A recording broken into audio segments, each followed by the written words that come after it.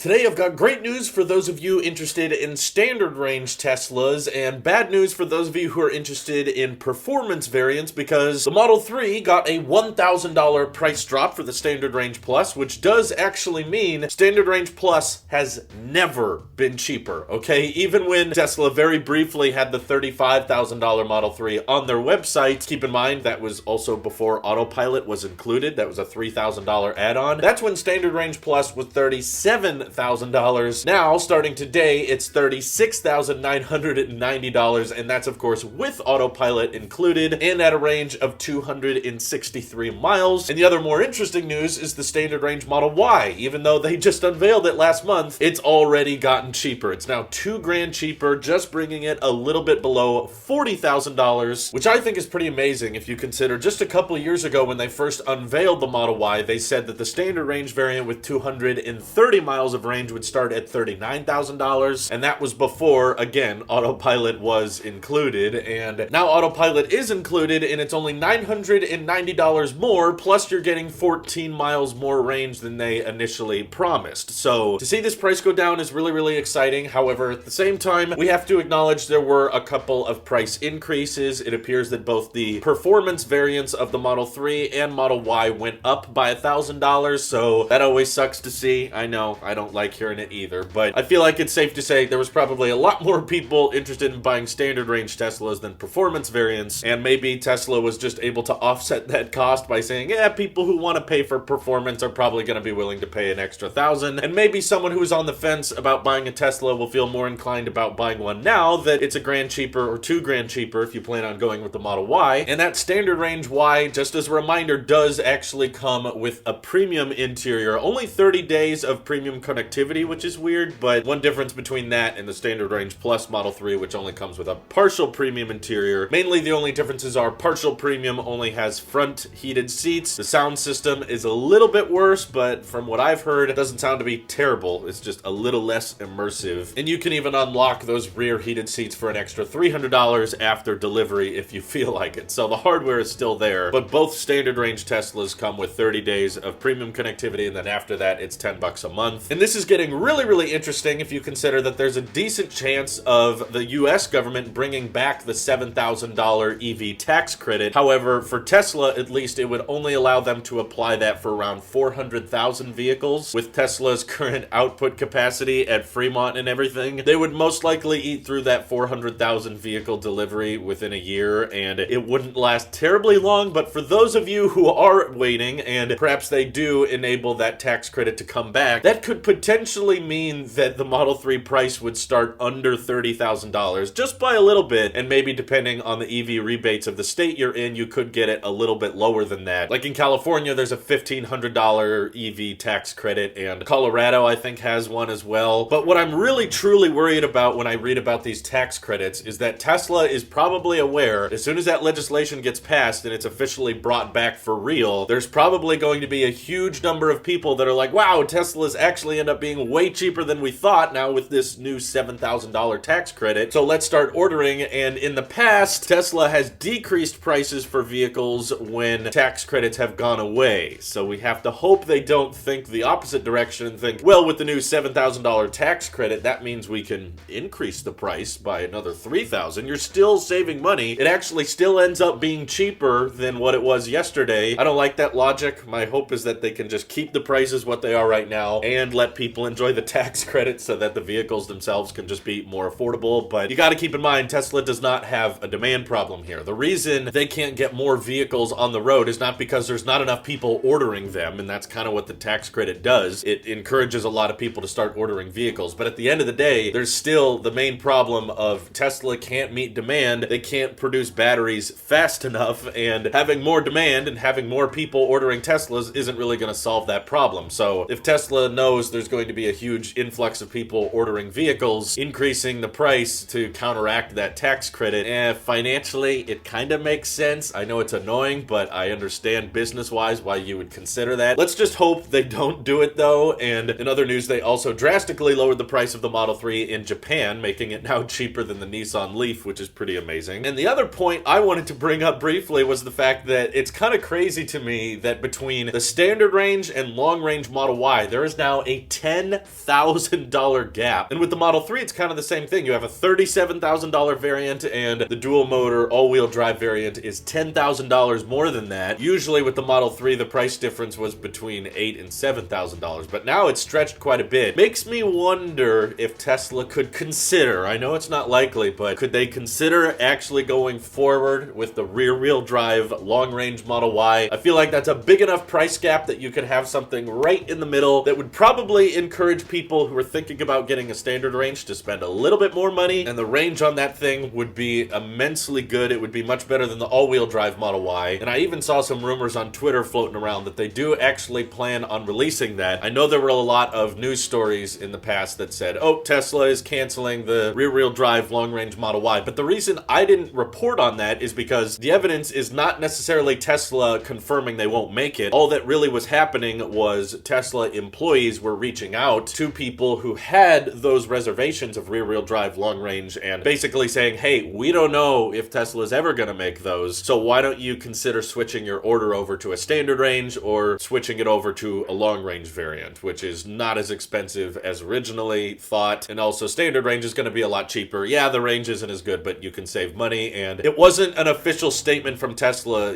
officially saying they're never going to make it. They basically just wanted to convert a few more people's reservations into official sales, and they probably saw a big chunk of people that were still holding on to that reservation from 2019 thinking, there's a lot of Model Ys on the road and we're building a lot of them. How about you guys just switch over to like an official delivery? So I'm still gonna hold out hope. I know it's not likely, and it's probable that eventually Tesla will just come forward with a statement and say, no, we're not making that one. But Elon Musk, on Twitter at least, seemed very, very interested in that model and not making a standard range variant. But my counter argument is, why not both? I mean, the profit margins probably aren't as healthy, but Elon seemed really, really interested in having a kind of $46,000 to $45,000 Model Y that could go over 300 miles, and it just wouldn't have the dual motor, which would reduce the weight and of course not be as good with traction control and acceleration. But I think range and price are still the most important factors to people, so if they did make that model, it would probably be a top seller. And as long as they're not making that model, I bet the standard range Model Y is going to remain pretty popular because people are now going to see, holy crap, it starts at under $40,000. That's a really good deal, and for day-to-day driving, 244 miles, that's gonna work out. But if you showed people on the website, hey, if you only spend a little bit more, just about $5,000 more, you can get well over 300 miles of range, I bet a lot of people would make that sale. Whereas saying, well, if you only spend $10,000 more, that's a lot less approachable. When people see that $50,000 sticker price, they're like, ooh, okay, that's a little bit too much for me. But what do you guys think? Is it a bad idea for them to make that option? Probably not for a consumer's perspective, but maybe from a business perspective, it doesn't make sense. Feel free to let me know your guys' thoughts. Thank you all for watching. Hope you have an excellent rest of your day. Take care.